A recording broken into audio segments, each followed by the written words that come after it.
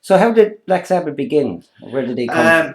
Basically, hailing from Aston, Birmingham, the band were formed around 1968. They were originally known under the name of Earth. The likes of Ozzy Osbourne, of course, on the vocals, Tony Iommi on guitar, Terry Geezer Butler, they used to always call him Geezer, John Osbourne on the vocals, but they always call him in the playground at school Ozzy. So that name, and that was a trademark in itself, Ozzy, like, you know what I mean? Ozzy Osbourne, Terry Geezer Butler, they used to call him always Geezer Butler on the bass, Bill Ward on the drums and all that.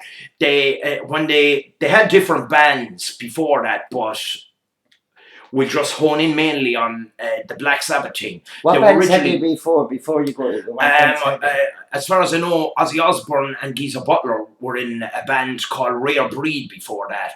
Tony Iommi was in different bands. Bill Ward, with his jazz drumming background, was obviously in bands and all that. They came about, give or take a couple of years. They were all born around before June or slightly after, all around that 1945 period, coming from Aston, Birmingham, and of course the tail end of World War II back then, it had serious hardship on the English people, and especially in places like what they were saying, the hardship going on in Birmingham and all that. Like, they came from Aston, they came from working class backgrounds, all three of them, all four of them, and it's like, it was tough to live then. Like, it was a case of like, it was the same old thing. The rich get richer and the poor get poorer. And it would have been post-war, World War II. Post-World War II and all that. Like, and there was an awful lot of poverty going on, and people, the industries that were rife at the time, where people worked long hours for shit money, was, we'll say, coal mines, factories, steelworks and all that, meat factories, all that kind of thing, like, you know what I mean? And they were involved in the riding on the back of their parents when they became teenagers, and they left school even around 15 or whatever. Like, they followed in their parents' footsteps. Obviously they were mad into the music, and they were already playing instruments and singing and whatever. They weren't going to spend the rest of their life in a shithole, like being a martyr to these industries, like, you know what I mean?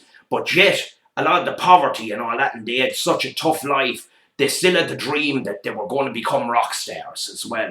Now, when you say rock stars, I mean, I would imagine the word rock star is more of a modern term than way back then. It mightn't have been even used that much. So where did the idea of rock star and, you know, metal music come from? Well, maybe the term rock star mightn't have been that right, but I suppose it was in a way, like, you know what I mean? After all, Elvis Presley in the 50s and Chuck Berry and all that. So there would have been influences in a way in their music. Totally. Like, Black Sabbath, when they were known originally as Earth, they originally were a six-piece. They had a rhythm guitarist as well as the four fellas I mentioned. They had a saxophone player, but eventually them fellas left, and Ozzy, Tony, Geezer and Bill decided to continue on themselves. They were influenced, even when they changed their name to Black Sabbath, they were still playing the likes of the music they grew up with. Elvis Presley, the 50s, Chuck Berry, the whole rock and roll scene, and 60s music as well. They were influenced by that. But they had to change their name around 1969. They had to change their name to something else because they were getting confused. They were doing kind of well on the club circuit, but they were getting confused by a successful pop band that was called Earth. Right. So in the meantime, they wrote a song themselves called Black Sabbath. It was their first original composition, and this was almost like a monstrosity into their set, that they used to throw this into the middle of their set among all these rock and roll blues covers. They were influenced by the blues, the jazz, rock and roll and all that, like the song Black Sabbath. And what kind of a song was that? Was it a metal rock or heavy rock song? While they'd have considered themselves a heavy blues, jazz rock band, the term heavy metal had yet really to be invented. But then again, there was bands before that. There was bands like 1968 Iron Butterfly with a song called an album and a song called Inagata Davida, which apparently Tony Iommi might have got influences off of that. But in this heavy distorted guitar sound, what Tony Iommi was doing, nobody had heard that to this monstrosity. And this song, Black Sabbath decided when they started writing stuff themselves that they'd write about a world that they saw. They came up in everything looked black to them coming out of this poverty-stricken Aston Birmingham and all these shit jobs, and they were sick of this. So basically, they could see the way, we'd say, politicians and governments and all that, like, and everything was shite, like, and the whole lot, and was war. They could only see black, so they wrote this song, Black Sabbath. Some of the, you know what I mean? It's kind of like some of the lyrics in it. Like Tony Iommi now, he'd initiate the whole thing, which he usually did in the writing process, the Black Sabbath songs. He'd come up with this, the left-handed guitar player come up with these heavy guitar blows, these heavy distorted guitar riffs, and basically he started heavy metal. Did he? It was Black Sabbath were the first heavy metal band. They mightn't have regarded themselves at that time. The heavy metal, as the term, had yet to be really. It might have been invented. Well, it had been invented when Jimi Hendrix was going well. A critic that thought he was great says, "Your music is like heavy metal falling from the sky." And then Steppenwolf had the song "Born to Be Wild" and "Heavy Metal Thunder" and all that. They're debating as to whether the term heavy metal came out of both, maybe whether it came out of one or the other, but maybe it came out of both. But as far as the sound is concerned, did it come from Black Sabbath in a way?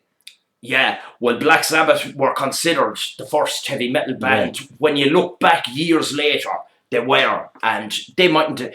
They'd have probably regarded themselves the term heavy metal, like they'd released their first album in 1970, and maybe as the 70s progressed, maybe the term heavy metal got a bit more well known. They'd have considered themselves a heavy blues jazz band and the whole lot, but as years went on, they'd have probably fallen into the thing that everyone was regarding. Tony Iommi, still to this day, one of the most, if not the most influential guitar players, because the essence, whatever you do with solos, the essence of heavy metal was that heavy riff, and with his heavy grind and distorted sound, his unique sound, he is the master still to this day of the metal riff. And what about like you might have a band that's coming out with a new sound and a new approach with their writing and stuff.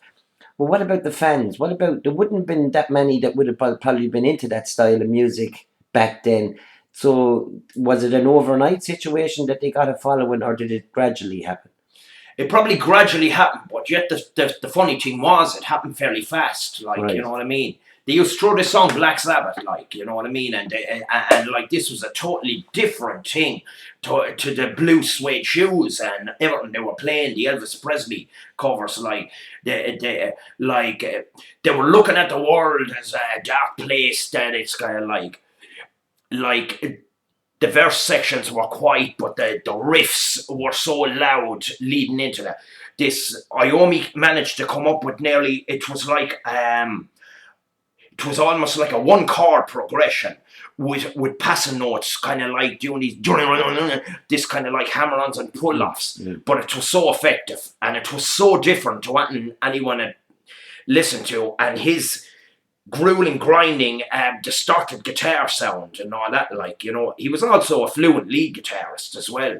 But there was kind of like, in black shape with eyes of fire, telling people their desires, Satan sitting there, he's smiling, and all that. Oh no, God, please help me, and all this. They were looking at the world, you know what I mean?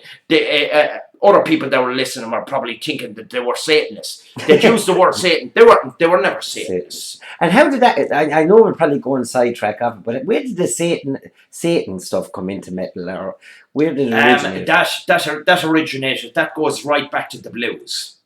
It's a Puritan way of looking at anything that's different, is it? It was never legend, just a myth, and the whole lot. It was like back in the 30s. Of course, there'd be no rock and roll in the 50s, or we'll say heavy blues rock in the 60s with the famous acts like 10 years after Jimi Hendrix experienced Cream, and then eventually what we call heavy metal, Black Sabbath in the 70s, without the blues. Robert Johnson, when he got famous in the 1930s as a black blues musician, back in the southern states of America, when he started getting famous, he had an affair with another man's wife, which back in those days, pure taboo and the whole lot like, and the husband found out and poisoned one of his drinks one night. As it turned out, Robert Johnson felt wicked sick after he drank the drink, the whole lot. But he went out, and apparently down the road there was some crossroads or something, but they never found him after. So the myth went, given that he got a bad name for committing, like, we'll just say, like cheating on another man's wife, he sold his soul to the devil at the crossroads. Now that was considered, blues was considered a kind of a myth, especially with religious freaks. Blues was the devil's music. By the time we got to the 50s, Elvis Presley, before he became popular, when he was playing in clubs, he was often banned. He was considered the devil's because of all the gyrating as well. Like, it almost looks like a kind of paganistic kind of experience. Yeah. Blues led into rock and roll. Now Elvis Presley. So obviously Black Sabbath were going to be, and everything else, rock and roll, heavy rock was, and it went on throughout the whole sphere of heavy metal from the 70s onwards. The devil's music. It's not a legend. So it wasn't a modern term in the sense of, because heavy metal was around, it got named satanic. It's been around for a long while. It's been around for years, and especially in America. But when you think of the name of the band, Black Sabbath, and you think, were they playing with that a little bit in the sense, maybe the idea of Black Sabbath is a kind of we'll say witchcraft, or so were they playing a little bit with it? I don't know. It's hard to fathom in a way, like, you know what I mean. They used to come out like in black clothes and all that, like, you know what I mean. And Tony Iommi always had the black shirt, but they used to always wear these crosses. You know what I mean? Right, yeah. And the whole lot of chains around. They used to always have the crosses, and the whole lot, like, you know what I mean. But at the end of the day, they weren't. I know. I just love the idea of the mythology of, say, the metal world, like.